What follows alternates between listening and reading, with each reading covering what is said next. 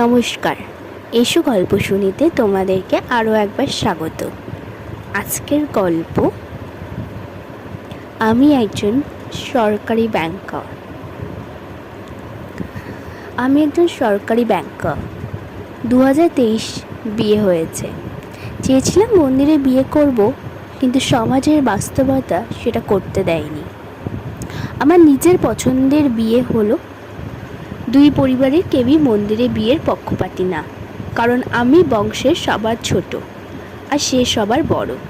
আমার বাবার শেষ কথা, বিয়েতে সব আত্মীয় আর পরিচিতদের খাওয়াতেই হবে, না হলে সে বিয়েতে যাবে না। তার একটা সম্মান আছে না।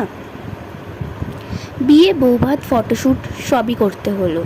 দুই পরিবারের মিলিয়ে 24 লাখ চলে গেল। আমার নিজের গেল 11 লাখ আর তার বাবার গেল 13 লাখ। একজন সরকারি ব্যাংকের সিনিয়র অফিসারের কতই বা বেতন, যারা এই লাইনে আছে তারাই জানেন। তো এই খরচ কোথা থেকে আসলো? ঋণ আর ক্রেডিট কার্ড থেকে। বিয়ের পরে তো আরও খরচ শুরু। এই নিমন্ত্রণ, ওই নিমন্ত্রণ। চট্টগ্রামের মানুষের তো আর অল্পতে মন ভরে না।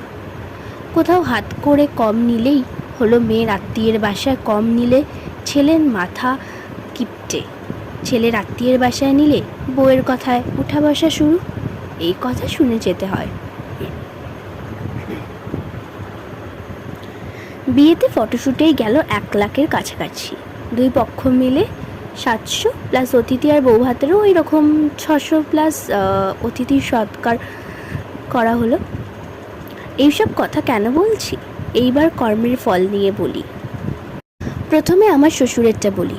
উনি কিছু টাকা জমিয়েছিলেন আর বাকিটা ধার।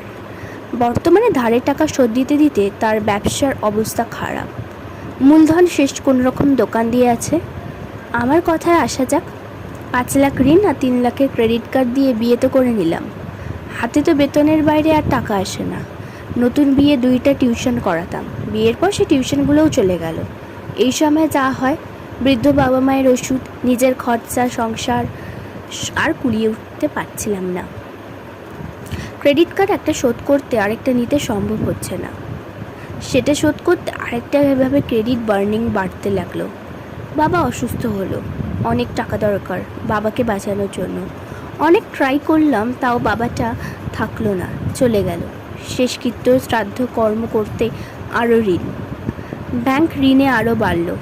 মানুষের থেকে ধার নিয়ে ঋণ আরও বাড়লো। বউ এখন অসুস্থ, সামনে